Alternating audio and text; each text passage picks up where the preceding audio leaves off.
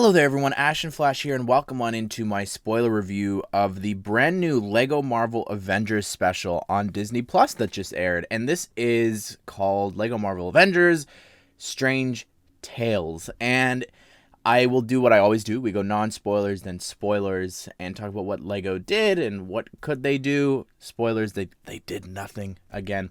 But anyways, let's go ahead and let's talk about non-spoilers. It's a far from perfect little short. I think like this is probably my least favorite of all the ones that they did so far of the three. I would go as far as even saying like going back, because I think it's the same people that do like the DC ones way back in the day. It's a very similar style. I think that this is the weakest one of all. I fell asleep. It was just boring. Maybe it's because I'm sort of like Hawkeye, not the biggest cat person, but it just was not for me. Like I don't know, even if it was maybe the villains, like I just didn't find this as compelling or as interesting as the other ones, and I don't think that we saw as many exciting people as maybe some other specials that we've gotten before for this as well. It was cast very well. It's really cool to see that for things like this, like people come back from, rivals who are from animation shows and different things from the past. It also just felt very much like a commercial for Lego. And I'll explain why as we continue through here, and maybe it just makes their life easier when animating things. But yeah, let's just jump into spoilers. I've never heard of the Sphinx and Mariette, I think it was.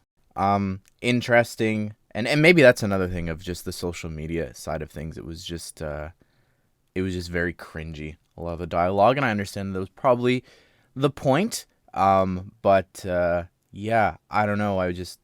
This one just didn't land for me. I don't know what it was, but I liked the intro. I think that was a lot of fun with the Brotherhood of Mutants, and Jason Alexander as Magneto was not something that I ever would have expected to see. Very fascinating, but yeah, I love those character designs for everyone else, like Pyro and Juggernaut and Sabretooth. Ooh, so good.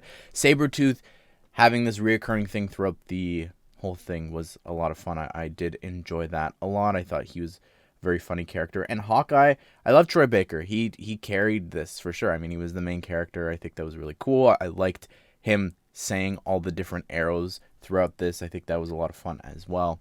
And just some of the characters here as well that came along for the ride. Like, I enjoyed that we stopped by at the Sanctum. I think that was really cool to see Strange for a little bit and going inside there. And some of the cat characters, I guess, like Tigress, was fun.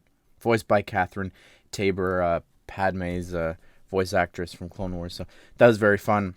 There's also a ton of fun cameos in here as well. I really liked seeing some of the characters from the previous stuff. Like, we saw Demolition Man playing cards with Nightcrawler, Wolverine, The Thing, as well as Howard the Duck, She-Hulk, and Gambit. That was really fun. Kevin Feige was here for some reason. Not voiced by him, I don't believe. It didn't sound anything like him. We were really sad cameo. Johnny Thunder is dead here. He died in this tomb. I don't know. Who else do we see? I guess we saw Tuma got a lot of play. I thought that was kind of interesting to see. He lives in, and this is a good segue into one of the things that I just wasn't a fan of. It was just a very big advertisement for Lego sets. Like, he lived in the motorized lighthouse. You see throughout this Creator 3-in-1 animals, just large brick-built, animals in the backgrounds. You see modular buildings, but that's okay. Like, I don't have a problem with that populating the city.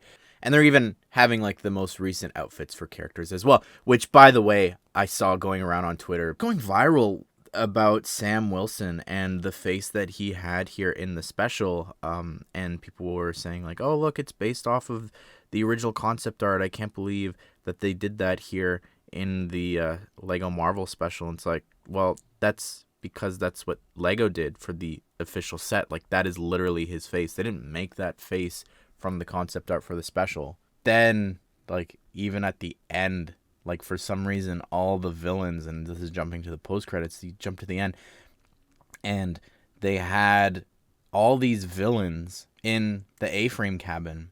And it's like, I don't know. That, to me, was just, like, another, like, another time that they're like, here's another Lego set. I'm like, okay, why are all the villains in a cabin? Makes no sense. But conceptually, I like the idea of what they're potentially setting up there. The fact that Thanos has been like employing all of these villains over the last two specials that they did. I think that's really cool that he's behind it. Like in the MCU, I wouldn't mind seeing Thanos be the villain. It was interesting to see Lego Marvel Santa Claus here. Very fascinating. I like that he replaced the Infinity Stones with coal. I thought that was a lot of fun. And if we get more of this, like I wouldn't mind that. It was very interesting to see all these villains cooped up there together and working for Thanos, and whether or not that does lead to more. Like I don't mind these at all. Like I do enjoy them every single year, especially last year's. I think was a lot of fun, but this one just seems like a real miss in my opinion. This is the thing. I really miss the ones that would come on Blu-rays and DVDs. Like, and I'm sure that there was some DC ones that I didn't like either, but they still came with an exclusive figure, and I feel like that's something that I'm really, really missing as of late. Like, I would love for these to be released on Blu-rays, and I think we talked about this before in other videos, but I mean, for the first one, what was it, Mission Red, like you would get the Collector, I think, as a minifigure, which would just be incredible.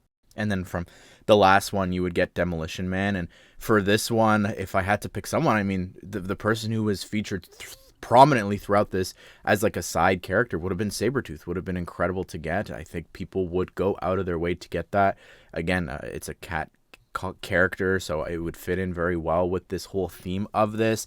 I can't see them doing Mariette or anything like that. Like, that's just using old pieces and would require so many recolors and different things, and it's just a mess of a figure. But I don't know, maybe Tigress actually would have been a good pick for this as well. Anyways, Lego talk. What do they do? What can they do?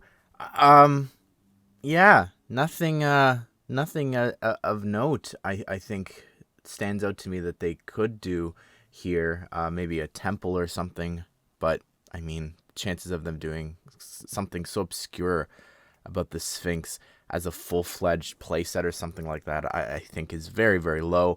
Would I like more integration or advertisements of these specials each year in sets? Absolutely. I think that would be really fun. I do wish that they were a little bit more connected. I think that would be great. If there is something Christmassy and Thanos setting up for the next special, I think that would be really cool come next year. Like, give us another advent calendar and have something special tied into that. I think would go a really long way actually having something off of that. But I'd love to hear your thoughts, though, about the special as a whole. What did you think of it? Are you going to watch it now? Would you like minifigures and sets based off of this? And do you want them to bring back physical copies with the exclusive figures? Because I really, really, really miss that. But I hope you guys did enjoy this video. Hope you all have a great day. We'll see you all in the next one.